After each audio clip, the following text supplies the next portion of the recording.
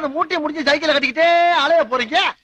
என்ன மாதிரி துபாய்க்கு போனோமா, ஒரு 3 வருஷம் இருந்தோமா, அங்க இருந்து இங்க வந்தோமா, செண்ட் அடிச்சோமா, செட்டில் ஆனோமா, 4 குட்டிய பார்த்து கண்ணடிச்சமான்னு இல்லாம உன்னை விட நீர் இப்ப ரொம்ப ஜில்லுன்னு இருக்குது. மாப்பிள நான் மட்டுமாடா சில்லுன்னு இருக்கேன்?